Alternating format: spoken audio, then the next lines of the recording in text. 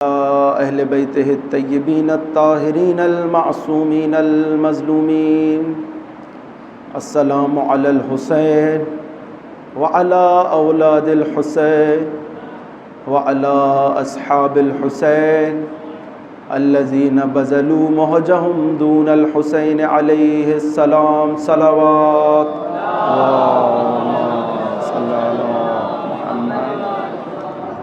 قال اللہ تبارک اللہ وتعالی فی قرآن المجید والفرقان الحمید وقولہ الحق بسم اللہ الرحمن الرحیم صبغۃ اللہ ومن احسن من اللہ صبغۃ ونحن له عابدون صلوات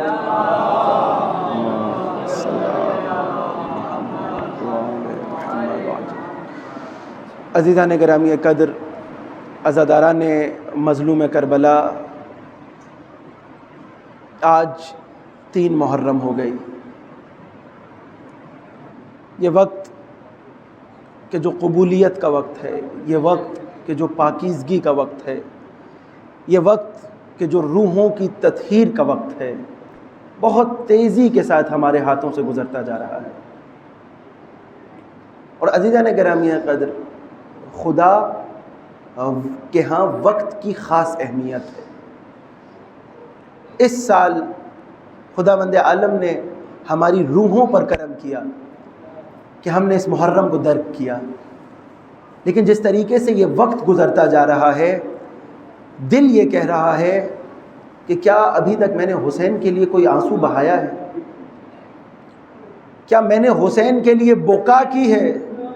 شبیب کو کیا کہا تھا امام نے؟ یا ابن شبیب کیا کہا تھا؟ اگر چاہتے ہو کہ بکا کرو، ایک ہوتا ہے گریہ، انسان اپنے سر پہ ہاتھ رکھے کسی کونے میں آنسو بہا رہا ہوتا ہے، نہیں، حسین کے لیے گریہ ایسے نہیں کرنا۔ حسین کے لیے گریہ ایسے کرنا ہے کہ جیسے ماں اپنے جوان بیٹے کے لاشے پہ گریہ کرتی ہے۔ کیا ہم حق ادا کر پا رہے ہیں؟ سوال کیجئے۔ یہ وقت ہمارے ہاتھوں سے نکل رہا ہے۔ عزیزان گرامی قدر، واقعہ کربلا میں جو سب سے چیز اہمیت کی حامل ہے نا، وہ یہ عشرہ محرم ہے، کیونکہ یہ عشرہ، یہ جو آپ 1 محرم سے لے کر 10 محرم تک کا عشرہ دیکھ رہے ہیں، یہی وہ وقت تھا کہ جس کے اندر روحوں کو نجات مل بھی سکتی تھی اور روحوں کے لیے نجات کا رستہ ہمیشہ کے لیے بند بھی ہو سکتا تھا۔ اس وقت کی اپنی اہمیت ہے، اس وقت کو جانیے۔ کیوں؟ یزید کے لشکر میں کتنے نمازی تھے، کتنے قرآن پڑھنے والے تھے، لیکن اس عاشور کے بعد، 10ویں کے بعد، اب کسی کے لیے نجات کا رستہ نہیں کھلا۔ جو خدا قرآن میں کہتا ہے نا کہ فی قلوبہم مرض فزادہم اللہ مرضا، ان کے دلوں میں قدورت تھی، ان کے دلوں میں مرض تھا، خدا اب اس مرض کو بڑھا رہا ہے۔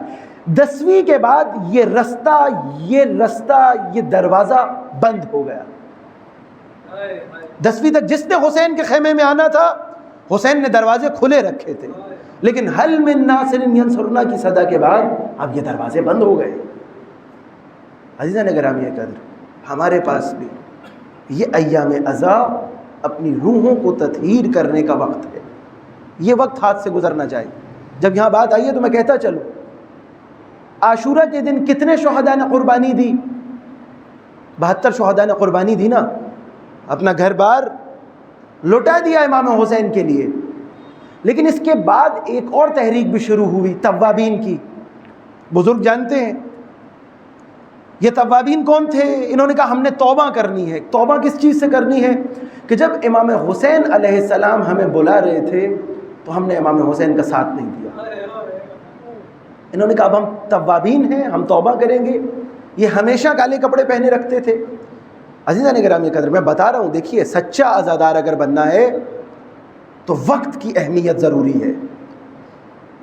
توابین بھی عزادار تھے، کالے کپڑے پہنے رکھتے تھے، اور کالے کپڑے پہن کر یہ کہا کرتے تھے کہ ہم امام حسین کے غم میں غمخوار ہیں، امام حسین کا غم ہم نے حاصل کیا ہے، اور کیونکہ ہم نے امام حسین کا ساتھ نہیں دیا، اب ہم امام حسین کے خون کا بدلہ لیں گے۔ عزیزان گرامی قدر، 72 شہداء نے بھی اپنے سر کٹوائے، اپنی شہادت پیش کی، کیا توابین نے شہادت پیش نہیں کی؟ توابین نے بھی کالے کپڑوں میں شہادت پیش کی.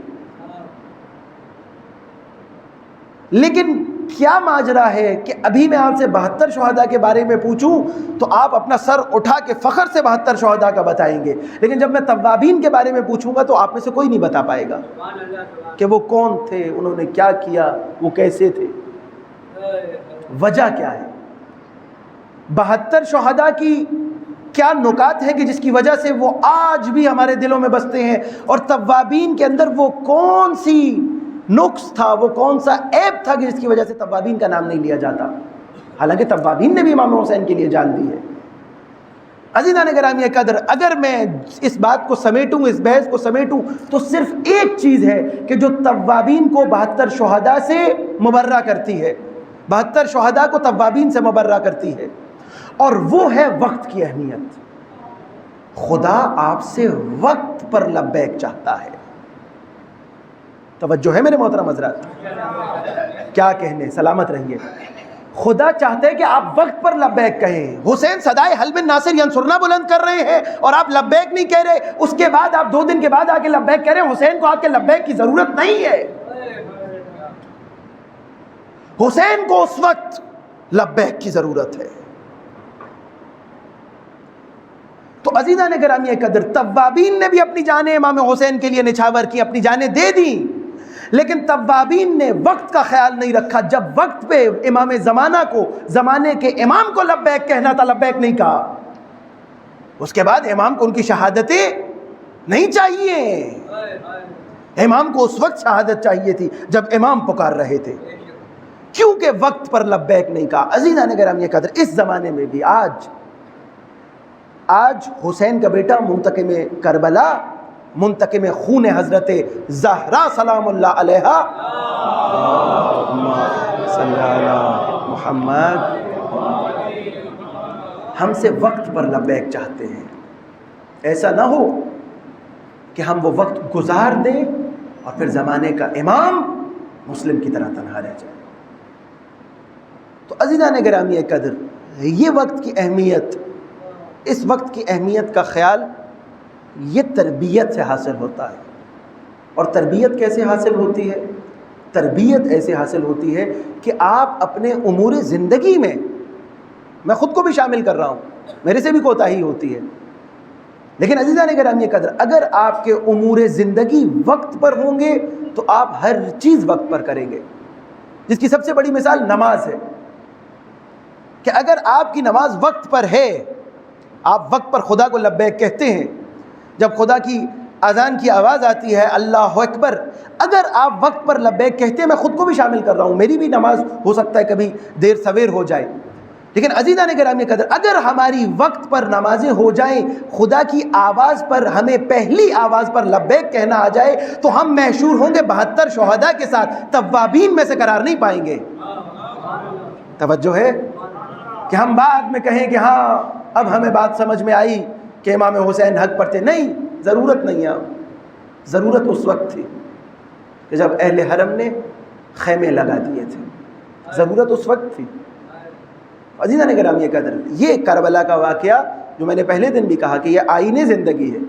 آپ کی انفرادی زندگی بھی اس سے سیدھی ہو سکتی ہے اور آپ کی اجتماعی زندگی بھی. اور پھر کربلا کی کچھ برکات ہیں، نتائج ہیں. امام کا جب ہم کلام دیکھتے ہیں اور احادیث وارد جو ہوئی ہیں امام حسین پر گریہ کرنے کے حوالے سے اور مختلف امور میں، تو یہ کربلا کے نتائج ہیں، نتیجے ہیں، اور بہت اچھے اچھے نتیجے ہیں. آپ کو نجات ملے گی ان آنسوؤں کے سبب. یہ امام حسین نے نتائج بتائے ہیں کربلا کے، احادیث میں نتائج وارد ہوئے ہیں. ایک کربلا کا ہدف اور مقصد ہے اور ایک کربلا کا مقصود ہے. اچھا، مقصد کیا ہوتا ہے؟ آپ میں سے جنہوں نے ایران میں سفر کیا ہوگا اور ایران کی جو ایپس ہوتی ہیں ان کو استعمال کیا ہوگا، تو آپ نے دیکھا ہوگا کہ جب آپ کہیں سے چلنے کی تیاری کرتے ہیں تو اس کو کہا جاتا ہے مبدا، یعنی ابتدا، اور جہاں پر جانا ہوتا ہے اس کو کیا کہا جاتا ہے؟ میرے ساتھ رہیے، مقصد. یعنی مشہد میرا مقصد ہے، لیکن ہدف کیا ہے؟ مقصود کیا ہے؟ مقصود ذریعہ امام رضا کی زیارت ہے. توجہ ہے میرے محترم حضرات؟ تو کربلا کے نتائج تو ہو گئے کہ نجات ملے گی، آنسو بہانے سے نجات ملے گی، شکل بنانے سے نجات ملے گی، یہ تو کربلا کے نتائج ہے۔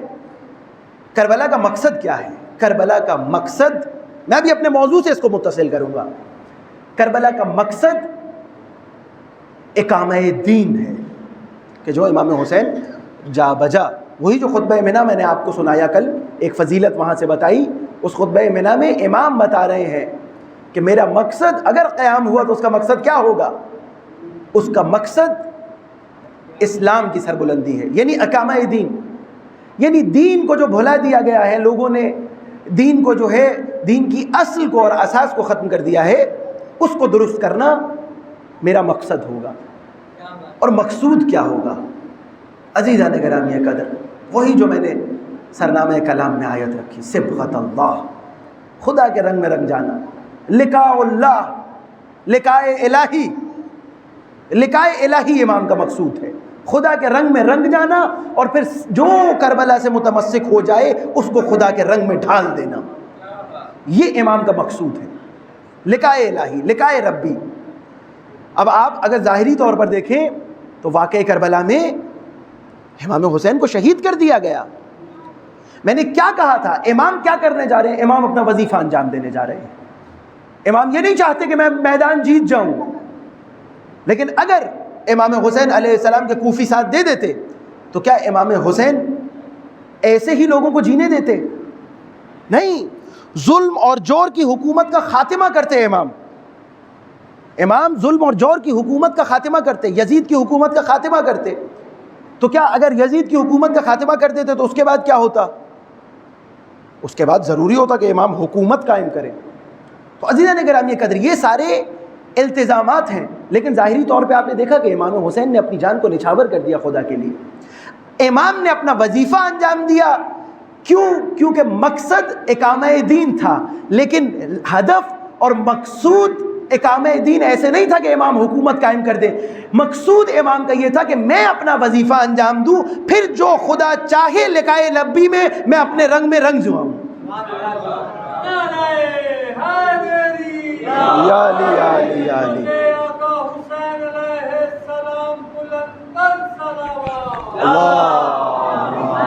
صلی علی محمد وآل محمد وعجل فرجہم۔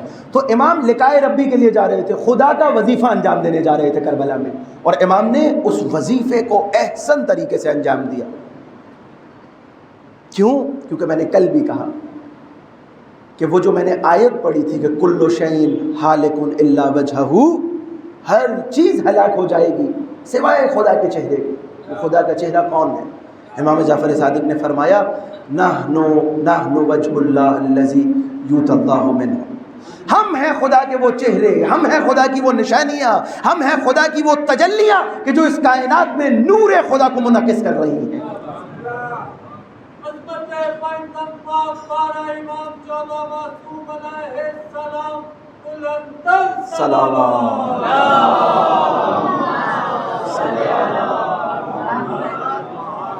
بس عزیزان گرامی قدر، میں ذرا موضوع کی طرف واپس آؤں اور اپنی بات کو آگے لے کر چلوں۔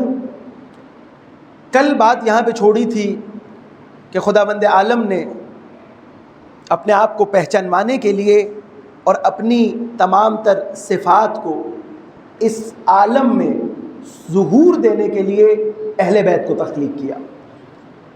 محمد اور آل بیت محمد، ان کی تخلیق اس وجہ سے ہے کہ خدا چاہتا تھا کہ پہچانا جائے، اور خدا کی جتنی صفات ہیں، میں نے کل بھی کہا کہ خدا کی صفات جو ہیں صفات الہیہ، وہ ضروری ہے کہ خدا ان کو منعکس کرے، خدا اس عالم میں اپنے فیوز کو، اپنے فیض الہی کو اس عالم میں پخش کرے۔ تو اس کو پخش کرنے کے لیے ضرورت تھی کہ ایک ایسی تخلیق ہو کہ جو ان تمام تر صفات کو متجلی کر سکے اس عالم میں۔ خلقت میں مثلا اگر خدا عالم ہے، خدا عالم ہے یا نہیں ہے؟ اگر خدا عالم ہے تو صفت علم کو خدا نے متجلی کرنا تھا اس عالم میں۔ توجہ ہے میرے محترم حضرات؟ ابھی آپ کو لے کے جاؤں گا نقطے کی جانب۔ خداوند عالم اگر حکیم ہے، حکمت رکھنے والا ہے، تو ضروری تھا کہ خدا اپنی اس صفت حکمت کو اس عالم میں منعکس کرے، اس عالم میں وجود بخشے۔ خداوند عالم اگر نور ہے تو اس نور کی کرنوں کو ضروری تھا کہ اس عالم میں بخش کرے۔ یعنی اگر میں نے خدا کے رنگ میں رنگنا ہے، صبغت اللہ بننا ہے، خداوند عالم کے نور سے نشأت پانی ہے، تو ضروری ہے کہ کوئی ایسی شخصیات ہوں جن کا تعارف ہو کہ جو خدا کے نور کو اس عالم میں بخش کر سکے۔ توجہ ہے میرے محترم حضرات؟ تو جب خداوند عالم نے اپنے نور کو اس کائنات میں بخش کیا، تخلیق محمد و آل محمد کی، تو اس کے بعد ہم نے دیکھا کہ وہی جو میں نے کہا الا وجہہ، سوائے خدا کے چہرے کے، ہم نے دیکھا کہ خداوند عالم نے اس کائنات میں ایسی ہستیوں کو، ایسے انسان کامل کو، ایسے عبداللہ کو تخلیق کیا کہ جس کے ذریعے سے ہم نے خدا کے علم کو بھی دیکھا، ہم نے خدا کی کریمی کو بھی دیکھا، ہم نے خدا کے حلم کو بھی دیکھا، ہم نے خدا کی سخاوت کو بھی دیکھا، ہم نے خدا کے تمام تر صفات کو متجلی ہوتے دیکھا، اور اس شخصیت کا اور کوئی نام نہیں، علی ہے اور اولاد علی ہے۔ توجہ ہے میرے محترم حضرات؟ یا علی یا علی یا علی، اللہم صلی علی محمد وآل محمد وعجل فرجہم۔ تو عزیزان گرامی قدر، یہ تجلیاں، اب آئیے میں آپ کو بتاتا ہوں کہ اگر علی وجہ اللہ ہے، میرے ساتھ رہیے گا، پورا مجمع میرے ساتھ رہے، توجہ ہے، میں نے کہا کہ صرف خدا کی صورت باقی رہے گی اور علی تو وجہ اللہ ہے، تو یعنی علی بھی باقی رہیں گے۔ توجہ ہے میرا مطلب؟ یعنی اگر خدا کی صورت علی ہے، وجہ اللہ ہے، تو علی باقی رہیں گے۔ تو اگر علی خدا کی صورت ہے تو پھر عین اللہ بھی علی ہے۔ توجہ ہے میرا محترم حضرات؟ ید اللہ بھی علی ہے۔ اچھا یہ ہاتھ، توجہ رکھیے گا میری جانب، یہ ہاتھ جو خدا کہتے ہیں ید اللہ، یہ ہاتھ مثلا رسول اللہ سے فرمایا کہ رسول اللہ یہ جو پتھر آپ مار رہے ہیں یہ آپ نہیں مار رہے، قرآن کی آیت ہے نا، یہ کون مار رہا ہے؟ خدا مار رہا ہے، آپ ید اللہ ہے۔ اچھا یہ ید ہونا خدا کا، یہ خدا کی آنکھیں ہونا، قرآن میں جا بجا ہے نا، عین اللہ، اسد اللہ، عین اللہ، ید اللہ، جا بجا ہے۔ تو کیا یہ ظاہری آنکھیں جو آپ کی اور میری ہیں؟ ممکن نہیں ہے نا۔ اچھا میں یہاں پر یہ بھی بتاتا چلوں کہ ہمارے دوسرے مسلمان بھائی انہی آیات کی وجہ سے تجسیم خدا کے قائل ہو گئے۔ اچھا تجسیم خدا کیا ہے؟ تجسیم خدا یہ ہے کہ خدا جسم رکھتا ہے، استغفر اللہ ربی واتوب الیہ۔ یعنی خدا جسم کیسے رکھتا ہے؟ کہا کہ بھائی خدا کی آنکھیں بھی ہیں، خدا کے ہونٹ بھی ہیں، خدا کا جسم بھی ہے، اور اس کے بعد جوان جو ہیں جن کے ہاتھ میں جو ہے موبائل ہوتے ہیں، یہ ذرا جا کے صرف تجسیم خدا لکھیے گوگل پہ، خدا کا چہرہ بنا دیا، خدا کا جسم بنا دیا۔ ہم ایسے خدا کو مانتے ہی نہیں ہیں جو مادی جسم رکھتا ہو۔ امام جعفر صادق سے کسی نے سوال کیا، مولا کیا خدا جو ہے وہ پوری کائنات کو، دیکھیے ہمارے ہاں جو معارف ہے نا، معارف اہل بیت، شیخ صدوق کی کتاب توحید، التوحید، نہیں مجھے معلوم اردو میں ترجمہ ہوا یا نہیں ہوا، اگر ترجمہ ہو گیا ہو تو ضرور پڑھیے۔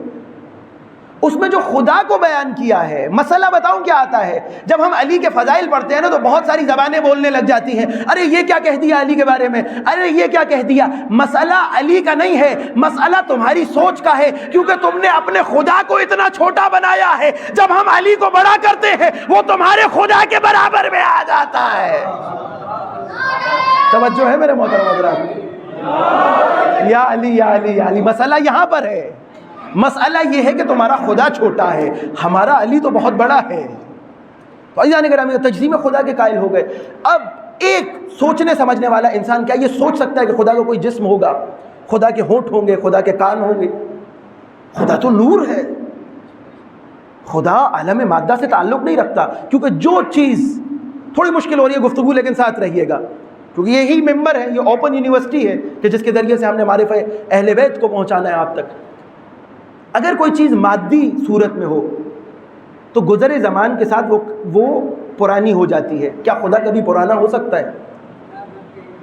خدا تو واجب الوجود ہے نا، ممکن الوجود تو نہیں ہے. ہر چیز کو خدا نے بنایا ہے اور خدا قدیم ہے، خدا ہمیشہ سے ہے، ہمیشہ رہے گا. اگر خدا کے جسم کے ہم قائل ہو جائیں، اور جس طریقے سے کچھ ہمارے مسلمان بھائی تجسیم خدا کے قائل ہیں، تو عزیزان گرامی قدر مسئلہ یہ آئے گا کہ خدا بہت چھوٹا ہو جائے گا اور خدا بھی ہماری طرح امکان کے زمرے میں آ جائے گا. اور جب خدا امکان کے زمرے میں آئے گا، ممکن الوجودی حیثیت میں آئے گا، تو پھر واجب الوجود نہیں رہے گا. اور جب واجب الوجود نہیں رہے گا تو پھر خدا نہیں رہے گا.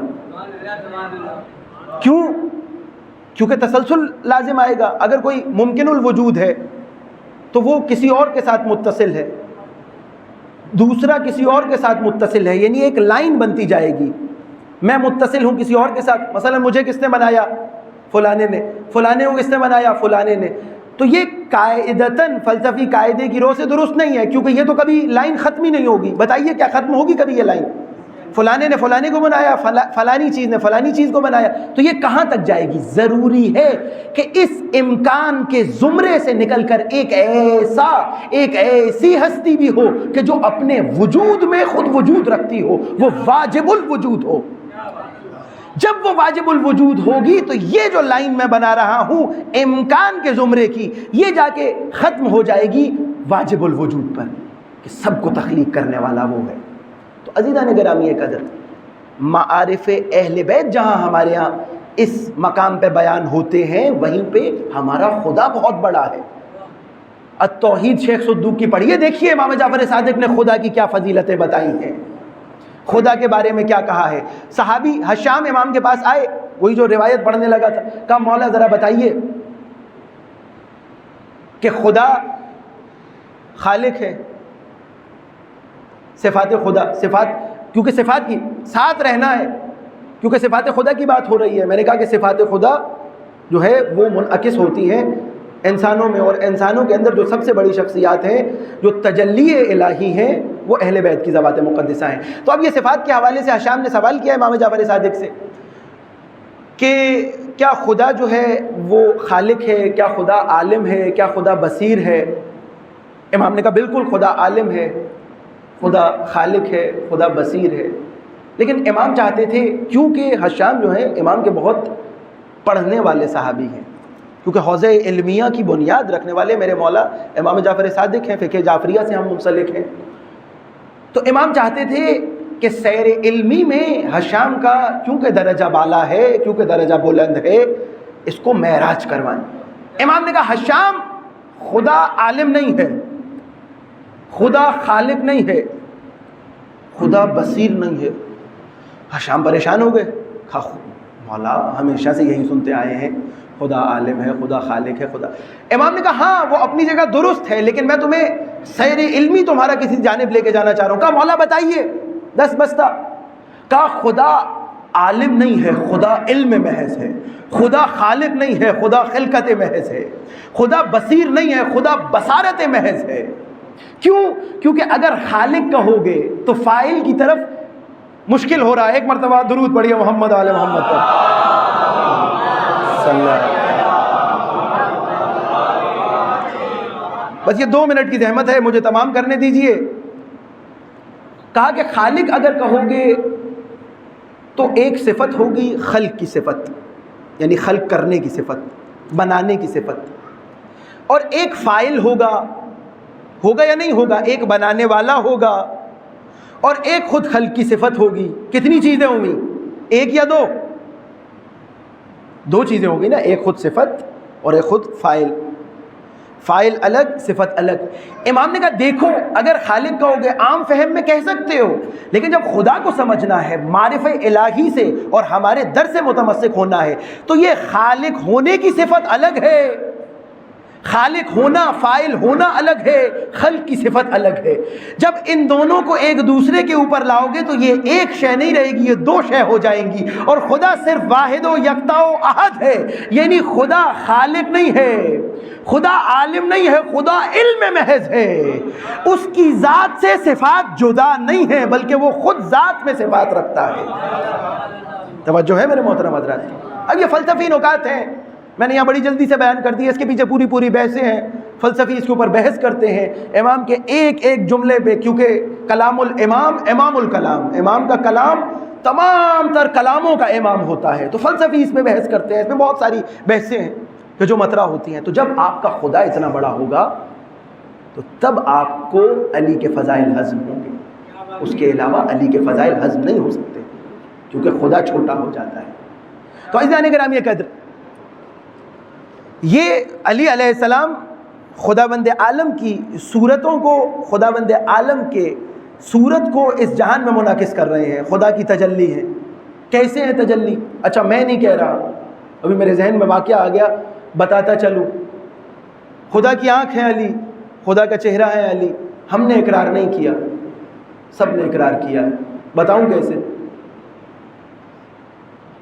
کعبۃ اللہ میں حج انجام پا رہا تھا، ایک خاتون تھی حج پہ گئی ہوئی تھی، حجر اسود کو چومنے کے لیے ہاتھ رکھا، میرے ساتھ رہے گا پورا مجمع، میں کہہ رہا ہوں صرف ہم نہیں کہہ رہے کہ علی وجہ اللہ ہے، ہم نہیں کہہ رہے کہ علی ید اللہ ہے، ہم نہیں کہہ رہے کہ علی عین اللہ ہے، سب کہتے ہیں، اس لیے گھبرائیے نہیں۔ حجر اسود کے پاس وہ خاتون آئی، ہاتھ سے مس کر کے بوسہ لینا چاہتی تھی حجر اسود کا، ایک صحابی وہ آئے اور انہوں نے خاتون کے ہاتھ کے اوپر ہاتھ رکھ دیا۔ اب جو ہے علی علیہ السلام بھی وہاں موجود تھے، علی موجود تھے، علی نے دیکھا، مولا نے دیکھا، ایک مرتبہ اس کو ہاتھ سے پکڑا، پیچھے کھینچا اور ایک زوردار تماچا رسید کیا۔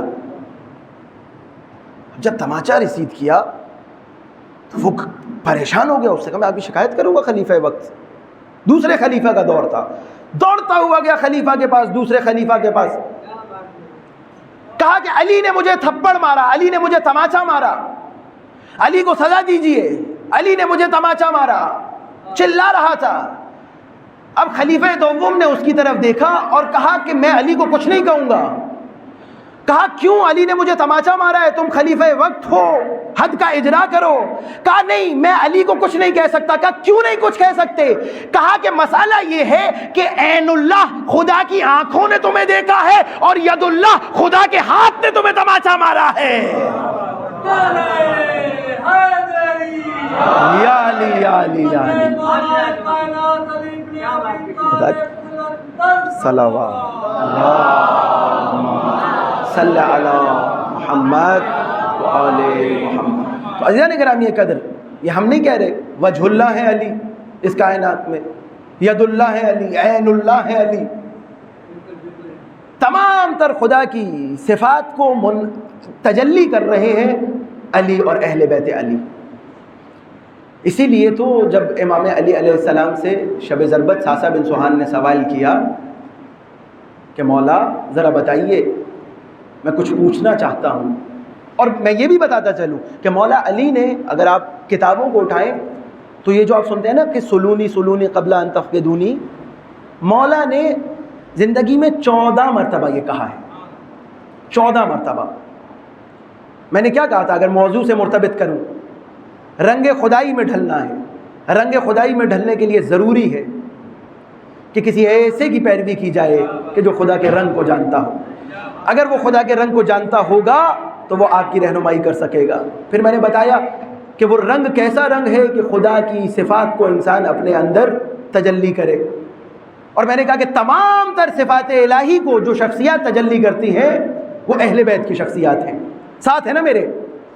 تو عزیزان گرامی قدر، امام نے، میں نے کہا خدا عالم ہے، ضروری تھا کہ خدا کے علم کا جلوہ اس جہان میں ہوتا، خدا بند عالم نے علی کی تخلیق کر دی کہ علی ممبر سلونی پہ کہہ رہے ہیں سلونی سلونی، پوچھو جو پوچھنا ہے، میرے لیے کائنات اس ہتھیلی کی مانند ہے۔ یہ علم خدا ہے کہ جو ودیعت ہوا ہے امیر المؤمنین کی ذات کو۔ تو عزیزان کرام، یہ قدر ساسا بن سوہان، امام نے جو سلونی کا دعویٰ ہے وہ ممبر پر تو کرتے تھے، لیکن کیا مقام ہے کہ امام نے بستر علالت پر بھی سلونی سلونی کا دعویٰ کیا ہے۔ یہ ہے نا علم خدا کہ جس کا صدقہ مولا علی بانٹ رہے ہیں۔ اپنے بستر علالت پر کہا سلونی سلونی، کہا میرے جتنے صحابی باہر کھڑے ہیں ان کو لے آؤ، مجھ سے پوچھ سکتے ہیں جو پوچھنا ہے۔ ساسا بن سوہان بھی جو ہے صحابیوں کے ساتھ داخل ہوگا، اور یہ بہت بڑے صحابی ہیں۔ یہاں پر ایک جملہ کہتا جاؤں، اگر ولایت شناس سماعتیں میرے ساتھ ہیں، یہ جملہ آپ کو ہدیہ کرنے جا رہا ہوں، میرے ساتھ رہیے گا، جملہ کہتا جاؤں۔ جب سلونی کی بات ہوئی ہے تو ایک جملہ آپ کو ہدیتاً دے رہا ہوں کہ دیکھیے کائنات میں دو ایسی صدائیں ہیں کہ جن کا کوئی شریک نہیں ہے، میرے ساتھ رہیے گا۔ کائنات میں دو ایسی صدائیں ہیں کہ جو وحدہ لا شریک ہے، ان کا کوئی شریک نہیں ہے۔ ایک خدا کی صدائے کن فیکونی اور ایک علی کی صدائے سلونی سلونی، ان کا کوئی شریک نہیں ہے۔ کسی مائی کے لال میں اتنا دم نہیں ہے کہ ممبر پہ آ کے کہے سلونی سلونی، جو پوچھنا ہے مجھ سے پوچھو۔ یہ علی ہیں کہ جو علم خدا سے آپ کے ساتھ علم بانٹ رہے ہیں۔ تو ساسا آئے مولا کی بارگاہ میں اور مولا سے عرض کیا کہ مولا میں آپ سے کچھ سوال پوچھنا چاہتا ہوں۔ مولا نے کہا پوچھو۔ کہا مولا سوال یہ ہے کہ میں آپ سے بہت بحث ہو رہی ہے اور اس زمانے میں بھی بحث ہو رہی ہے کہ مولا آپ افضل ہیں یا آپ سے انبیاء زیادہ افضل ہیں؟ تو مولا نے اس کی طرف دیکھ کے، حضرت ساسا کی طرف دیکھ کے کہا کہ اچھا نہیں لگتا کہ مرد اپنی فضائل خود بیان کرے۔ ارے جس کے فضائل خدا پڑھتا ہو، جس کے فضائل خدا کا رسول پڑھتا ہو، کہا کہ مرد کے لیے اچھا نہیں ہوتا کہ اپنی فضیلت خود بیان کرے، لیکن خداوند عالم نے قرآن کریم میں فرمایا ہے کہ فَأَمَّا بِنِعْمَتِ رَبِّكَ فَحَدِّثْ۔ ماشاءاللہ ماشاءاللہ، سلامت رہیے۔ ایسی بچوں کی تربیت کیجئے کہ جب آیت قرآنی پڑھی جائے تو وہ آگے پڑھے۔ علی کے در سے اگر متمسک ہیں، یقیناً ایسی بچوں کی ماشاءاللہ سلامت رہیے بیٹا۔ فَأَمَّا بِنِعْمَتِ رَبِّكَ فَحَدِّثْ، کہا کہ خدا نے کہا ہے کہ اپنے اوپر جو نعمت خدا نے تمہیں دی ہیں ان کا تذکرہ کرو، ان کی تکرار کرو۔ تو کیونکہ خدا نے یہ فرمایا ہے تو اس لیے میں حاضر ہوں کہ تمہارے سوالوں کا جواب دوں۔ دیکھیے مولا کا امام کا کلام دیکھیے کیسے بتا رہے ہیں۔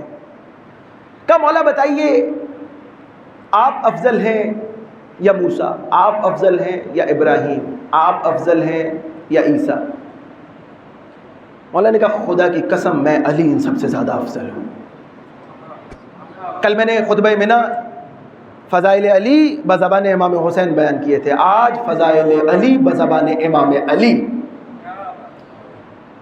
کا ساسا ابراہیم سے افضل میں علی ہوں، موسیٰ سے افضل میں علی ہوں، عیسیٰ سے افضل میں علی ہوں۔ کا مولا دلیل، نحن ابناء الدلیل، ہم دلیل کے بیٹے ہیں، دلیل دیجیے، بتائیے کیسے؟ کہا کہ آدم سے افضل ہوں اس لیے کہ آدم سے یہ کہا گیا تھا کہ گندم کے پھل کے نزدیک نہیں جانا۔ توجہ ہے میرے محترم حضرات، گندم کے قریب نہ جانا۔ لیکن کیا ہوا کہ آدم سے ترک اولا ہو گیا، گندم کھا لی، راندہ درگاہ الہی ہو کے اس کائنات میں آ گئے۔ لیکن میں علی وہ ہوں کہ جس کو خدا نے منع نہیں کیا کہ گندم نہ کھانا، لیکن علی نے اس کے باوجود گندم کو ہاتھ نہیں لگایا، علی نے جو کی روٹی پہ گزارا کیا۔ یا علی یا علی یا علی۔ یہ نہیں مولا کیا فرمانا چاہ رہے ہیں؟ مولا کہہ رہے ہیں کہ میرے لیے کائنات کی اس دنیا کی کوئی حیثیت نہیں ہے۔ 3 طلاقیں دے دی نا مولا نے اس دنیا کو، میرے لیے کوئی حیثیت نہیں ہے۔ کہا مولا ابراہیم سے افضل ہیں یا ابراہیم؟ کہا ابراہیم سے افضل ہوں۔ کہا دلیل دیجئے۔ کہا کہ ابراہیم جب پرندوں کو، قرآن کی آیت ہے کہ پرندے جو ہے خدا زندہ کرتا تھا، تو حضرت ابراہیم نے خدا سے کہا کہ میں چاہتا ہوں کہ میرے سامنے اس پرندے کو زندہ خدا کرے، کیونکہ میں دیکھنا چاہتا ہوں۔ خدا نے سوال کیا کہ ابراہیم کیا تجھے میرے اوپر یقین نہیں ہے؟ کہا نہیں خدایا میں تجھ پر یقین رکھتا ہوں۔ اچھا یہاں پر بھی بحث ہوتی ہے نا، دیکھیے ایک علم الیقین ہوتا ہے، ایک عین الیقین ہوتا ہے، اور ایک خود یقین ہوتا ہے۔ تو ابراہیم نے، عین الیقین کیا ہوتا ہے کہ آپ دیکھ کر کسی چیز پر یقین لے آئیں، یعنی معجزات، انبیاء کے معجزات جو ہوتے تھے وہ لوگوں کے لیے ہوتے تھے کہ جو عام لوگ ہیں وہ دیکھیں اور نبی پر ایمان لے آئیں۔ لیکن ایمان کا سب سے بڑا درجہ یہ ہوتا ہے کہ بغیر عین الیقین کے بغیر آپ خود ایمان کامل پہ فائز ہو جائیں، معجزہ نہ بھی ہو۔ کیا امام حسین نے 72 شہداء کے لیے کربلا میں کیا معجزے سے پانی نہیں لا سکتے تھے؟ اسی لیے تو مولا نے کہا کہ مجھے جیسے اصحاب ملے ہیں نہ میرے نانا رسول اللہ کو ملے نہ میرے بابا علی کو ملے۔ بھائی امام معجزے سے پانی لا، ہو سکتا ہے وہ 72 کہتے کہ مولا ذرا کوئی معجزہ دکھائیے تاکہ ہم آپ کے اوپر یقین لے آئیں۔ نہیں نہیں نہیں نہیں نہیں، معجزہ نہیں چاہیے، یہ ایمان کے اس درجے پر ہیں کہ امام حسین کے ساتھ شہادت کو فضیلت سمجھتے ہیں۔ ان کو معجزہ نہیں چاہیے کہ امام پانی لے آئے، امام جو ہے کوئی اور کام کر کے دکھائے، نہیں، یہ حق الیقین پر ہے، حق الیقین پر ہے۔ تو حق الیقین کا درجہ تو کہا کہ حضرت ابراہیم نے کہا کہ میں دیکھنا چاہتا ہوں اپنی ان آنکھوں سے، ورنہ مجھے تجھ پر یقین ہے خدایا۔ تو خداوند عالم نے جو ہے کیا کیا، حضرت ابراہیم کے لیے جو ہے وہ جو بھی سامان تھا وہ کیا۔ امام علی فرما رہے ہیں، انہوں نے کہا تھا لتطمئن قلبی، میں اپنے قلب کو، اپنے دل کو سکون دینا چاہتا ہوں، اس لیے دیکھنا چاہتا ہوں۔ علی علیہ السلام نے فرمایا، آپ ساتھ ساتھ مخاطب ہو کر کہا کہ انہوں نے کہا تھا لتطمئن قلبی، میں اپنے دل کو سکون دینا چاہتا ہوں، میں دیکھنا چاہتا ہوں کہ کیسے پرندے زندہ ہوتے ہیں، لیکن میں علی وہ ہوں کہ اگر اس کائنات کے تمام تر پردوں کو، تمام تر حجابوں کو میری نگاہوں کے سامنے سے ہٹا بھی دیا جائے تب بھی مجھ علی کے یقین میں کوئی کمی یا اضافہ ہونے والا نہیں ہے۔ یا علی یا علی یا علی، میرے یقین میں کوئی اضافہ ہونے والا نہیں۔ کب موسیٰ سے افضل ہے یا نہیں، بس آخری فضیلت، کب موسیٰ سے افضل ہے یا نہیں؟ مولا نے کہا موسیٰ سے افضل کا دلیل، کہا حضرت موسیٰ نے فرعون کے ایک نوکر کو مار دیا تھا۔ توجہ رکھیے گا، آپ سب جانتے ہیں، واقعے سے واقف ہیں کہ حضرت موسیٰ غیظ میں آئے، مکہ مارا اور وہ بیچارہ جو تھا وہ مر گیا۔ تو جب فرعون نے دربار میں بلایا تو حضرت موسیٰ، قرآن کی آیت ہے کہ حضرت موسیٰ نے کہا کہ یا خدا میرے ساتھ میرے بھائی ہارون کو بھیج دے، کیونکہ مجھے ڈر ہے کہ کیونکہ میں فرعون کا بندہ مار چکا ہوں، ایسا نہ ہو کہ فرعون میرے سامنے یا مجھ پر کوئی حد جاری کر دے، تو میرے ساتھ ہارون کو بھی ہمراہ کر دے تاکہ کیا ہو، تاکہ میں بچ جاؤں۔ کہا موسیٰ کا ایمان اس مرحلے پر تھا، لیکن میں علی کون سا ہوں، میں علی کون ہوں۔ اور عزیزان گرامی قدر، یہ جو میں روایت پڑھ رہا ہوں یہ صرف ہمارے منابع میں نہیں ہے، اہل سنت منابع میں بھی نقل ہوئی ہے، اور اہل سنت منابع کے ساتھ یہ امام کی فضیلت جو امام خود بیان کر رہے ہیں، جو بھی میں آپ کے سامنے بیان کروں گا، یہ خود ساسا والی روایت میں بھی موجود ہے، اور اہل سنت کی ایک بہت عظیم کتاب ہے انصاب الاشراف، اس میں بھی ہے، اور بھی اہل سنت کی کئی کتابوں میں الگ سے بھی امام کی فضیلت کے باب میں تذکرہ ہوئی ہے کہ حضرت موسیٰ ڈر گئے تھے، کہا کہ میرے ساتھ حضرت ہارون کو بھیج دے خدایا، ایسا نہ ہو کہ فرعون میرے اوپر ظلم کرے۔ اب مولا نے کہا کہ ساسا کیا تجھے یاد ہے کہ جب سورہ براءت نازل ہوئی تھی، ولایت شناس سماعتیں پہنچ گئی ہیں، اور سورہ براءت کے نازل ہونے کے بعد خداوند عالم نے کہا تھا کہ یا رسول اللہ کسی کو بھیجو ان آیات کو لے کر جائے اور بام کعبہ پہ کھڑے ہو کر، کعبے کی چھت پہ کھڑے ہو کر کفار سے مخاطب ہو کر ان آیات کی تلاوت کریں۔ رسول اللہ نے حضرت ابوبکر کی ذمہ داری لگا دی کہ آپ لے کے جائیے اور جو ہے ان آیات کی تلاوت کیجئے کعبے کی چھت پر۔ لیکن رستہ ابھی تھوڑا سا ہی طے ہوا تھا کہ خدا کا ایک حکم آ گیا۔ اچھا، یہاں پر میں یہ بھی بتاتا چلوں، ہمارے بہت سارے اہل سنت بھائی بھی افضلیت مولا علی کے قائل ہیں یا نہیں ہیں؟ ایک بڑی تعداد خلفاء پر افضلیت کے قائل ہیں کہ بائن کے یہ 3 خلفاء پہلے ان کا نمبر ہے، لیکن اس کے باوجود فضیلت کے باب میں امام علی کی فضیلت ان تینوں صحابہ سے زیادہ ہے۔ ایسا ہے یا نہیں؟ ہمارے اہل سنت برادران ایک بہت بڑی تعداد ایسی ہے۔ تو عزیزان گرامی قدر، کئی مرتبہ ڈھنگ ہوتا ہے فضیلت بتانے کا۔ خداوند عالم بھی چاہتا ہے نا کہ جب فضیلت بیان کرنی ہو، کیونکہ آپ دیکھ رہے ہیں کتنے سال ہو گئے، 1400 سال سے زیادہ ہو گئے، فضیلت کیسے بچی ہوئی ہے مولا کی، کیسے اب بھی افضلیت امیر کے قائل ہیں۔ خدا نے ایسے ڈھنگ اپنائے کہ افضلیت مولا علی سب پر ثابت ہو جائے۔ پہلے خلیفہ اول کو بھیجا، لیکن اس کے بعد خدا نے خود حکم کیا کہ یہ کام خلیفہ اول کا نہیں ہے، واپس بلاؤ، علی کو دے دو۔ توجہ ہے، علی علیہ السلام کو سپرد کیا گیا یہ کام۔ اب علی علیہ السلام بڑھنا شروع ہوئے کعبے کی جانب، اور کعبے کی طرف جا رہے ہیں۔ اب وہاں ذرا آئیے، ساسا مولا سے سوال کر رہے ہیں موسیٰ زیادہ افضل ہے یا آپ؟ مولا نے کہا جب آیے برات میں لے کر جا رہا تھا نا، وہاں موسیٰ نے ایک بندہ مارا ہوا تھا اور اتنا ڈر تھا، میں علی وہ علی تھا کہ مکے میں کوئی ایسا مرد نہیں تھا جس کے بھائی کو میں نے نہ مارا ہو، جس کے باپ کو میں نے نہ مارا ہو۔ توجہ ہے، لیکن میں سینہ چھوڑا کیے ہوئے جا رہا تھا۔ توجہ ہے عزیزان گرامی قدر، میرے اندر، میرے پاؤں میں کوئی لغزش نہیں تھی، میں آگے بڑھ رہا تھا۔ اس کے بعد فرماتے ہیں، روایت کے جملے ہیں کہ جب مولا علی پہنچے ہیں نا وہاں کعبے میں، اور آپ خود سوچئے ایک ایسا شخص کہ جس نے ان سب کے کسی نہ کسی کو مارا ہوا ہو،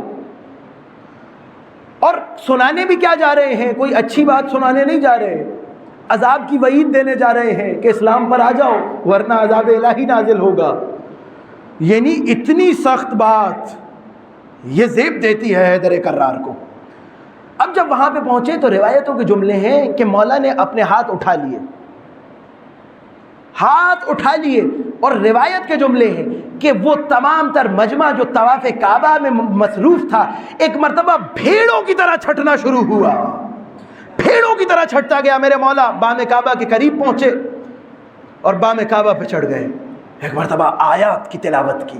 یہاں پر ایک جملہ کہوں گا، ہدیتاً لیتے جائیے۔ مولا کیسے آگے بڑھ رہے ہیں، ہاتھ اٹھائے ہوئے ہیں علی نے، سب کا ایک ایک بندہ مارا ہوا ہے، اس کے باوجود کوئی ڈر نہیں ہے، قدموں میں لغزش نہیں ہے، علی آگے بڑھتے جا رہے ہیں، اور لوگوں کو بھی علی کا اتنا ڈر ہے کہ رستہ دیتے جا رہے ہیں، بھیڑوں کی طرح ہٹتے جا رہے ہیں، چھٹتے جا رہے ہیں۔ میں یہاں ایک جملہ کہوں گا کہ زیب دیتا ہے علی کو کہ وہ ایسے کعبے میں داخل ہوں۔ یہاں پر فرق پتہ چلتا ہے، علی جب کعبے میں داخل ہوتے ہیں پتہ چلتا ہے کہ کرار کون ہے، اور جب کوئی میدان سے بھاگتا ہے تو پتہ چلتا ہے فرار کون ہے۔ یا علی یا علی یا علی،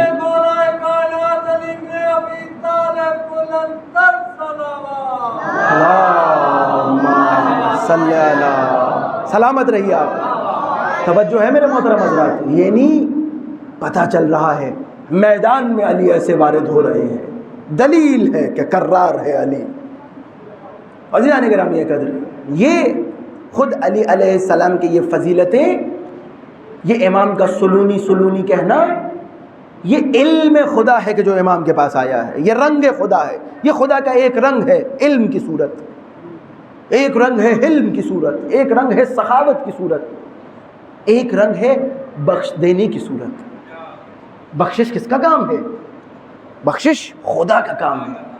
اور علی جب بات آئی ہے تو شربت پلا رہے ہیں اپنے قاتل کو۔ بخشش دیکھیے نا، کیونکہ خدا کی صفت بخشیدن کو، خدا کے بخشنے کی صفت کو علی نے تظاہر کرنا ہے، علی نے اس کی تجلی کرنی، دکھا رہے ہیں، ایک ایک مقام پہ دکھا رہے ہیں۔ اور جب یہاں پہ جملہ آیا ہے، میری آواز دور تک جا رہی ہے، اس روایت کو میں تمام کرتا جاؤں۔ حضرت ابراہیم سے افضل علی، حضرت موسیٰ سے افضل علی، دلیل دے دی ساسا کو مولا نے۔ حضرت ابراہیم سے، حضرت موسیٰ سے، حضرت عیسیٰ سے جب کہا، حضرت عیسیٰ سے افضل نے کہا بالکل عیسیٰ سے بھی افضل۔ اور اس پر تو پھر حیدر کا نعرہ لگنا چاہیے۔ یہ میں پھر ہدیتاً آپ کو دیتا ہوا جا رہا ہوں یہ فضیلت۔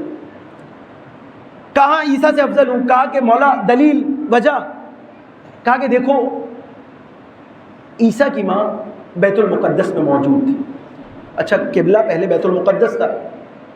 رسول اللہ ایک مرتبہ نماز جب پڑھ رہے تھے تو خداوند عالم نے قبلے کی تبدیلی کی آیت نازل کی، تو رسول اللہ نے اپنا منہ کعبۃ اللہ کی جانب پھیر لیا۔ پہلے کس طرف منہ کر کے نماز پڑھی جاتی تھی؟ بیت المقدس، کہ جو ابھی نرغہ آدھا میں گھرا ہوا ہے۔ اور ضروری ہے عزیزان گرامی اگر آپ بیت المقدس کے حوالے سے اس کو اہمیت کے قائل ہوئیے، آج اسرائیل قابض ہے. کیسے ممکن ہوا کہ اسرائیل قابض ہو گیا؟ ضروری ہے کہ آپ بیت المقدس کے لیے آواز بلند کریں، اور وہ جو مظلوم فلسطینی بیچارے ہمارے بھائی اپنی جانوں کا نذرانہ پیش کر رہے ہیں ان کے ساتھ اظہار یکجہتی کریں، کیونکہ علی ہمیں یہ درس دیتے ہیں. کیا کہا تھا مولا نے اپنی وصیت میں؟ کونا للظالم خصما وللمظلوم اونا. ہمیشہ میرے بیٹا حسن و حسین سنو، یہ میری وصیت ہے کہ ہمیشہ مظلوم کے حامی رہنا، ظالم کے دشمن رہنا. امام نے یہاں یہ نہیں کہا کہ وہ تمہارے فرقے سے ہو یا تمہارے دین سے ہو، نہیں، امام نے مطلق کہا ہے. یعنی ہو سکتا ہے ایک مظلوم کافر ہو، آپ کو اس کا بھی ساتھ دینا ہے اگر آپ علی کے مکتب سے. یعنی اگر آپ کا کوئی بھائی، آپ کا کوئی مسلمان بھائی ایک کافر کے اوپر ظلم کے پہاڑ توڑ رہا ہو تو آپ کو اس کے خلاف بولنا ہے، کیونکہ آپ کے مولا عالمی امام ہیں. ایسا نہیں ہے کہ امام صرف آپ کے اور میرے ہیں، کائنات کے امام ہیں. اور وہ کیا خوبصورت شعر ہے کہ علی کو کیسے میں مولائے کائنات کہوں. توجہ رکھیے، علی کو کیسے میں مولائے کائنات کہوں. علی ہے نام بڑا، کائنات چھوٹی ہے.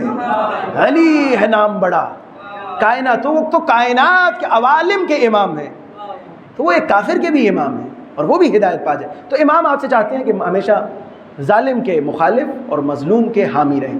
تو ادھر نے کہا کہ بیت المقدس، حضرت عیسیٰ کی والدہ بیت المقدس میں تشریف فرما تھی اور درد زائمان ہوا. ولایت شناس سماعتیں پہنچ گئی ہیں، درد زائمان ہوا. اب جب درد زائمان ہوا تو حضرت جبرائیل نازل ہوئے، کہا کہ مریم یہ بیت المقدس ہے، یہ پاک جگہ ہے، یہ بیت المقدس ہے، یہاں سے باہر تشریف لے جائیے. توجہ رکھیے گا، یہاں سے باہر تشریف لے جائیے. علی علیہ السلام نے کہا جب عیسیٰ کی ولادت ہونے والی تھی تو جبرائیل نازل ہوئے، کہا یا مریم یہاں سے باہر تشریف لے جائیے، یہ ایسی جگہ نہیں ہے کہ یہاں پر بچہ پیدا ہو. لیکن میں علی وہ علی ہوں کہ جب فاطمہ بنت اسد تھی اور درد زائمان ہوا تو کسی نے یہ آگے نہیں کہا کہ باہر جاؤ، بلکہ کعبے نے اپنی باہیں کھول کر کہا کہ اے فاطمہ بنت اسد، میرے مولا کا ظہور ہونے والا ہے، اندر تشریف لے آئیے. حیدر حیدر حیدر حیدر حیدر حیدر حیدر حیدر حیدر یا علی یا علی یا علی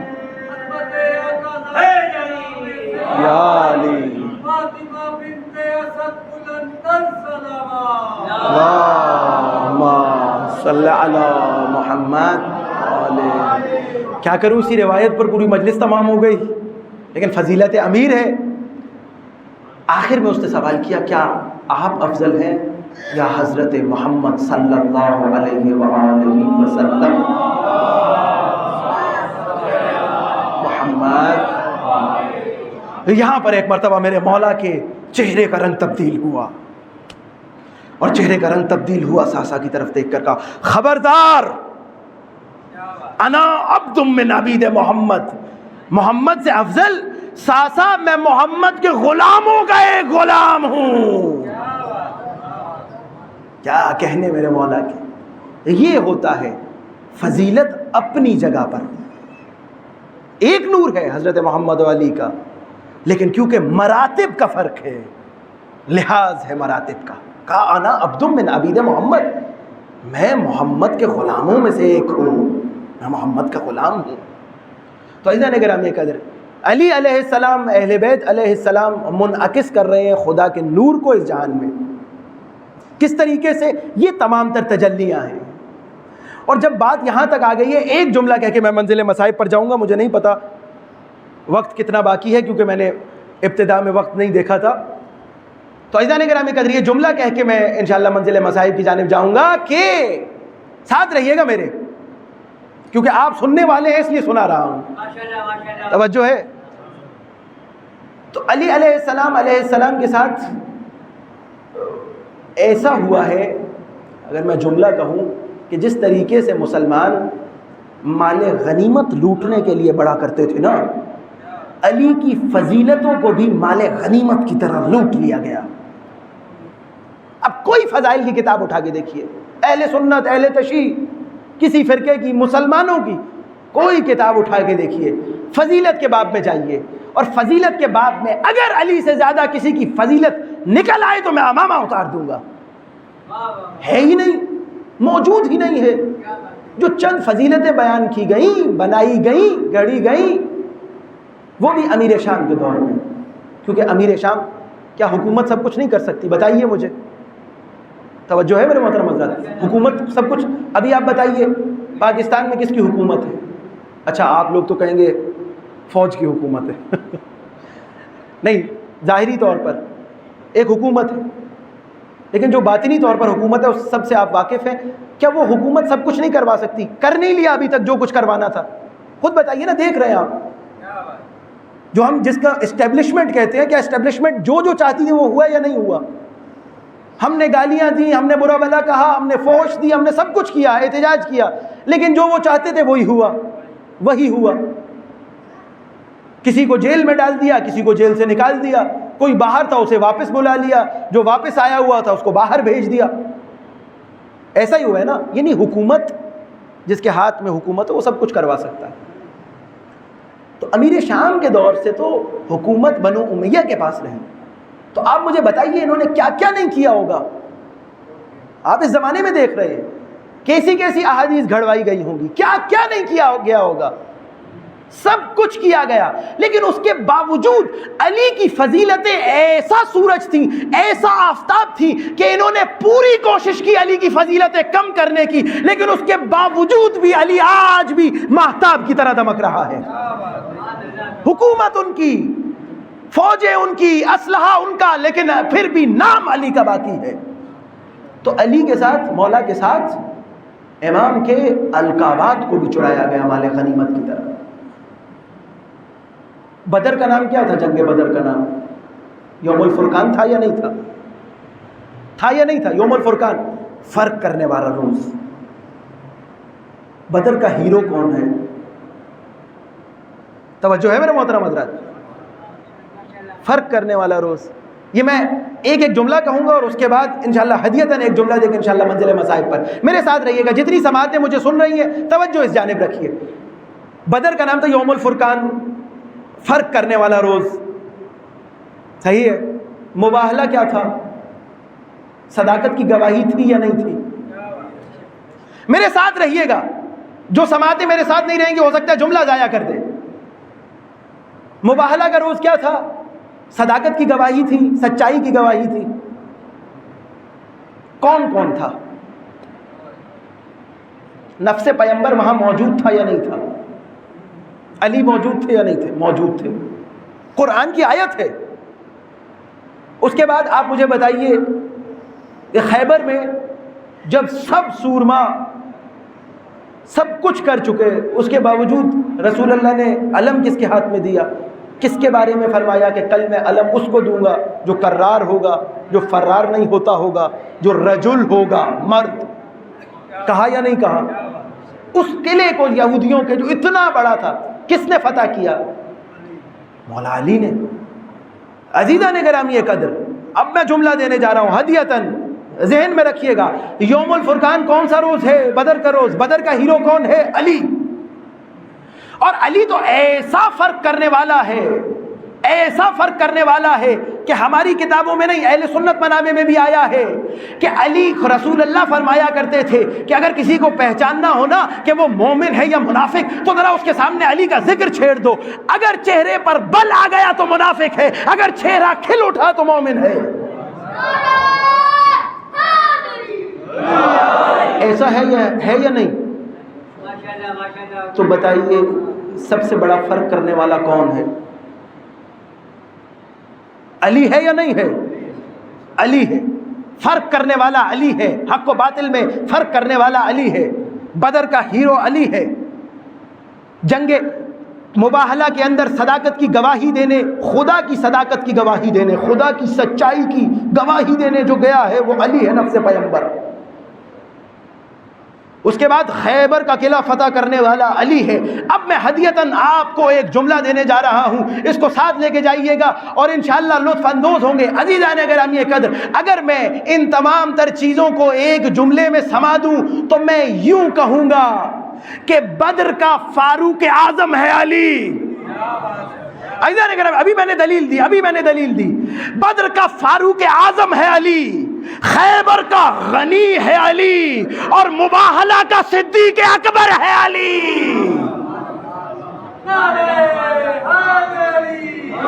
علی یا علی یا علی۔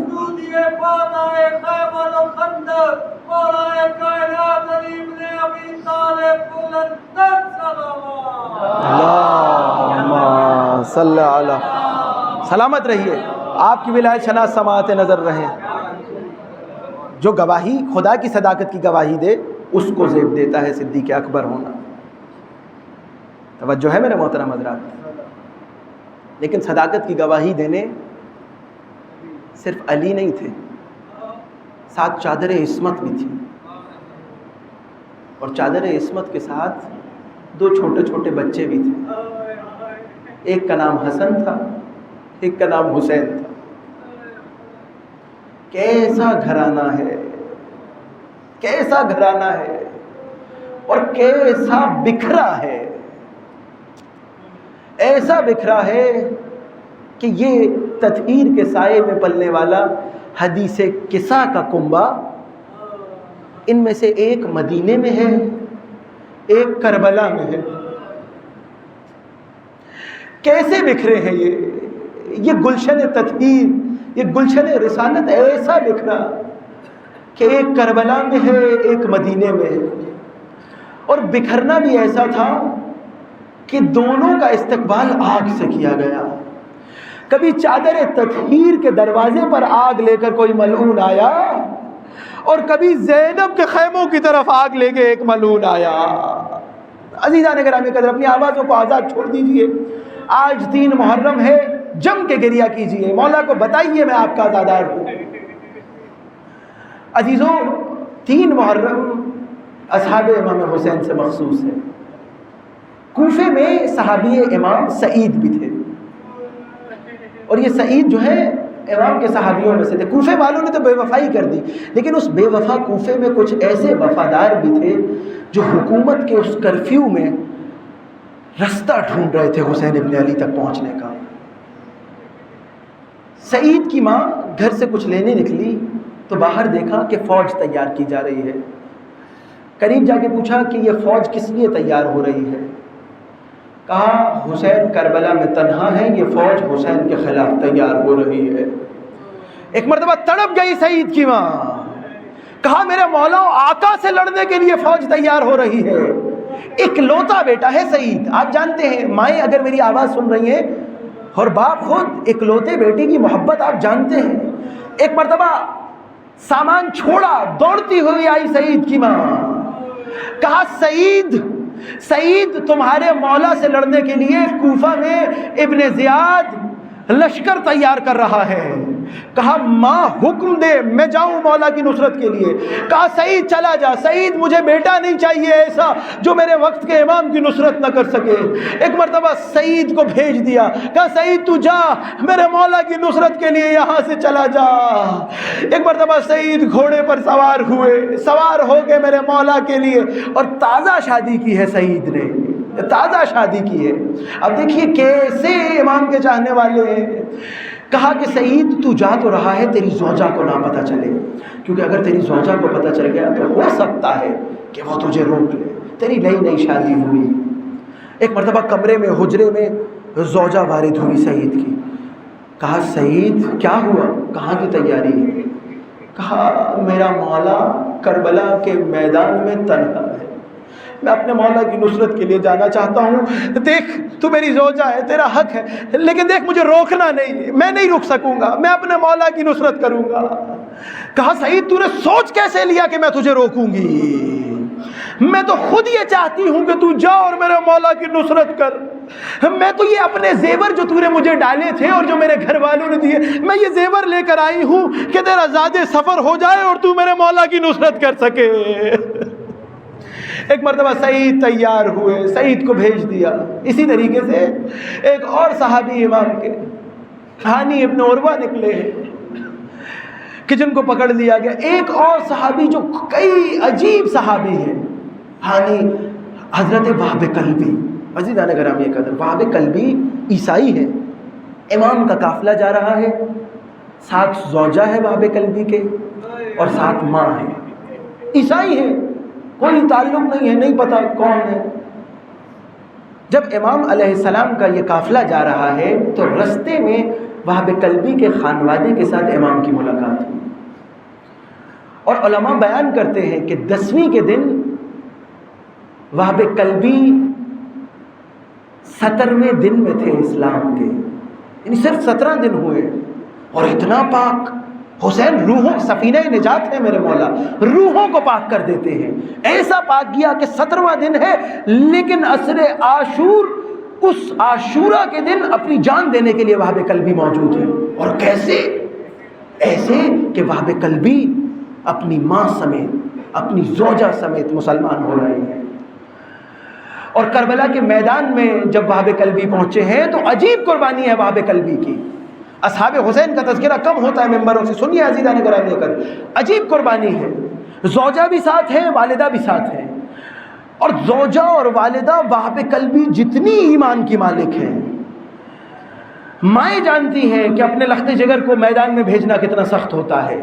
وہب کلبی کی ماں اپنے بیٹے کو تیار کر رہی ہے، ماں بیٹے کو زخموں سے چور نہیں دیکھ سکتی۔ وہب کلبی کی ماں نے بیٹے کو تیار کیا، کہا جا میرے مولا پہ اپنی جان کو نچھاور کر دے۔ وہب کلبی ایک مرتبہ میدان میں گئے اور میدان میں ایک مرتبہ جنگ کی۔ جنگ کرنے کے بعد وہب کلبی پر بہت سارے زخموں کے نشان ہیں، جسم چور چور ہے۔ ایک مرتبہ گھوڑا دوبارہ خیمہ گاہ کی طرف لے کر آئے۔ جب خیمہ گاہ کی طرف لے کر آئے تو ماں نے وہب کلبی کو دیکھا، ماں ہے، ماں کا دل کتنا نرم ہوتا ہے، فطرت ہے انسان کی فطرت، ماں کا دل بہت نرم ہوتا ہے۔ اور ماں اگر اپنے بچے کو کہیں سے گرتا ہوا دیکھ لے، اگر اتنی سی چوٹ کا نشان دیکھ لے تو کئی روز تک روتی رہتی ہے کہ میرے بیٹے کو یہ چوٹ لگی تھی، میرے بیٹے کے یہاں پہ چوٹ آئی تھی۔ عجیب و عجیب مائیں ہیں کربلا میں۔ وہب کلبی جب لوٹ کر آئے ہیں، روایت کا جملہ ہے کہ وہاں جب واپس آئے، حالانکہ ماں کا دل رو رہا ہوگا، ماں کا دل ٹوٹ چکا ہوگا، ماں اندر سے ختم ہو چکی ہوگی، ماں اندر سے گھٹنیوں کے بل چل رہی ہوگی، ماں اندر سے گر چکی ہوگی، لیکن اس کے باوجود مولا حسین کی ڈھارس بندھانا تھی نا، مولا حسین کی ہمت بندھانا تھی۔ ایک مرتبہ وہب کو دیکھ کر کہا، اے وہب میں تجھے ایسے قبول نہیں کروں گی، میں تجھے زخموں سے چور قبول نہیں کروں گی، تو نے ابھی تک میرے مولا کی راہ میں اپنی جان کیوں نہیں دی؟ ایک مرتبہ وہب لوٹے میدان کی جانب، اور اب جو وہب نے وار کیا ہے، کئیوں کو واصل جہنم کرنے کے بعد کسی نے ایسا وار کیا کہ وہب کے شان قلم ہو گئے۔ اور اب جب شان قلم ہوئے، زوجہ دیکھ رہی تھی۔ روایت کے جملے ہیں کہ ایک مرتبہ نیزہ اٹھایا زوجہ نے، اور زوجہ نے نیزہ اٹھا کر ایک مرتبہ کہا یا حسین، اور ایک مرتبہ مقتل کی جانب دوڑی، تمہاری یہ ہمت۔ ایک مرتبہ نیزہ لے کے جب مقتل کی جانب دوڑی، وہب نے اپنے گھوڑے کا رخ موڑا، توجہ رکھیے گا، وہب نے اپنے گھوڑے کا رخ موڑا اور اپنی زوجہ کے قریب آیا، کہا واپس چلی جاؤ، خیموں میں واپس چلی جاؤ، تمہیں کس نے اجازت دی کہ تم نامحرموں کے ہجوم میں آؤ؟ کہا واپس لوٹ جاؤ، زوجہ نہ مانی۔ ایک مرتبہ روایت کے جملے ہیں کہ اپنے دانتوں سے چادر کو پکڑا اور کہا واپس چلو۔ جب واپس نہ لے جا سکے تو ایک مرتبہ صدا دی، کہا مولا حسین مدد کو آئیے، میری زوجہ نامحرموں کے مجمع میں آ رہی ہے، میں یہاں دست بستہ گزارش کروں گا۔ وہب ابھی تو مولا کو پکار لیا، وہب ابھی تو اپنی زوجہ کو واپس بھیج دیا، لیکن عصر عاشور کے بعد عجیب مرحلہ ہوگا کہ چادر تطہیر چھینی جائے گی، نامحرموں کے ہجوم میں زینب اپنی چادر دے دے گی۔ اور عجیب مقتل کے جملے ہیں عزیزو، ایک مختار کے پاس ایک شخص آیا، کہا میں نے تین جرم جو کیے ہیں نا ان کی سزا میں ہمیشہ پاؤں گا۔ کہا بتا تو نے کیا 3 جرم کیے ہیں؟ کہا پہلا جرم میرا یہ ہے کہ جب عصر عاشور کے بعد امام حسین کے خیمے لٹنے کا وقت آیا تو مجھے دیر ہو گئی، میں دیر سے پہنچا۔ جب میں دیر سے پہنچا تو میں نے سوچا کہ مال غنیمت لوگ لوٹ چکے ہوں گے۔ خدا لعنت کرے ایسے مسلمانوں پر کہ جو اپنے نبی کے نواسوں کا، اپنے نبی کی آل کا مال غنیمت لوٹ رہے ہیں۔ کہا مجھے دیر ہو گئی۔ میں جب دیری سے پہنچا تو میں نے سوچا کہ اب جو میرے ہاتھ لگے گا، جو میرے ہاتھ آئے گا، میں وہ ہتھیار لوں گا۔ ابھی تو بہت سخت روایت ہے، میں یہ روایت عموماً نہیں پڑھتا، لیکن ابھی ثانی زہرا کی تذکرہ ہوا ہے تو یہ روایت پڑھنے جا رہا ہوں۔ اجرکم عند اللہ، اجرکم عند اللہ۔ اپنی آوازوں کو ذکر حسین میں آزاد چھوڑ دیجئے، آزاد چھوڑ دیجئے۔ فرشتے آپ کی اس مجلس میں آئے ہوئے ہیں۔ عزیزو یہ کہتا ہے کہ جب میں دیر سے پہنچا خیموں کی طرف، آگ لگ چکی تھی، اور آگ کے درمیان میں نے دیکھا کہ ایک خیمے میں ایک بیمار سویا ہوا ہے۔ یہ کہتا ہے کہ کیونکہ مجھے دیر ہو گئی تھی، میں نے مال غنیمت لوٹنا تھا، میں نے دیکھا کہ اس بیمار کا بستر بہت قیمتی ہے۔ یہ کہتا ہے میں آگے بڑھا اور میں نے اس بیمار کے نیچے سے وہ بستر کھینچا، سید سجاد پیشانی کے بل رہے گے کربلا پہ۔ یا حسین، یا حسین، اجرکم عند اللہ، اجرکم عند اللہ۔ لیکن عزیزو دوسری مصیبت بہت سخت ہے، اگر میں پڑھ پایا، میرے جگر میں طاقت ہوئی تو پڑھ دوں گا، آپ سن سکیں۔ اپنی آوازوں کو بلند کیجئے گا، اپنی آوازوں کو، ثانی زہرا کو، حضرت زہرا کو پرسہ دیجئے گا۔ یہ کہتا ہے کہ دوسری چیز جو میں نے لوٹی وہ یہ تھی کہ میں نے دیکھا کہ جب خیموں میں آگ لگ رہی تھی، تو جب ایک خیمے میں آگ لگتی تھی تو بیبیاں ایک خیمے سے دوسرے خیمے کی جانب جاتی تھی۔ چادر بچانی تھی نا، آخری وقت تک چادر بچانی تھی۔ بیبیاں ایک خیمے سے دوسرے خیمے میں جاتی تھیں، جب دوسرے خیمے کو آگ لگتی تھی تیسرے خیمے میں جاتی تھیں۔ لیکن میں نے وہیں پہ دیکھا، ثانی زہرا کو پرسہ دیجئے گا، عزیزان اگر ہم یہ کر اپنی آوازوں کو آزاد چھوڑ دیجئے گا جب میں یہ جملے کہوں۔ یہ کہتا ہے کہ میں نے دیکھا کہ ان بیبیوں میں ایک بیوی ایسی بھی ہے کہ جس کے گرد یہ بیبیاں ہیں، وہ بیوی حکم کرتی ہے تو یہ بیبیاں ایک خیمے سے نکلتی ہیں، وہ بیوی حکم کرتی ہے تو یہ بیبیاں دوسرے خیمے میں جاتی ہیں۔ جب ہی میں نے یہ دیکھا تو میرے ذہن میں خیال آیا، اور یہ کیا عجیب خیال ہے۔ کہتا ہے کہ میں نے جب یہ دیکھا کہ یہ بی بی ان تمام تر بیویوں کی رہبر ہے، والی ہے، ان کو چلا رہی ہے، تو ایک مرتبہ میرے ذہن میں یہ خیال آیا کہ اس بی بی کی چادر سب سے قیمتی ہوگی۔ یہ کہتے ہیں ایک مرتبہ میں آگے بڑھا کیونکہ رہبر ہے بیویوں کی، سب سے قیمتی چادر، ثانی زہرا کے قریب آیا، میں نے نیزے کو بلند کیا، پہلے میں نے ہاتھ سے چاہا کہ اس بی بی سے ہاتھ، اس بی بی کی چادر چھین لوں۔ چادر چھیننے لگا، اس بی بی کی پکڑ اتنی مضبوط تھی کہ میں چادر چھین نہیں سکا۔ عزیزو پھر اس لعین نے عجیب کام کیا، یہ کہتا ہے میں نے اپنے نیزے کو سیدھا کیا، اب جو میں نے نیزے سے ثانی زہرا کی چادر چھیننا چاہی، یہاں چادر چھینی، یہاں ثانی زہرا کے سر سے خون کا فوارہ جاری ہوا۔ ہائے میں قربان جاؤں زینب کے، ہائے میں قربان جاؤں ثانی زہرا کے۔ زینب کے مصائب کی ابتدا شام غریبہ، خیمے لٹ گئے، اب کبھی کوفہ جائے گی، کبھی شام جائے گی، شرابیوں کا مجمع۔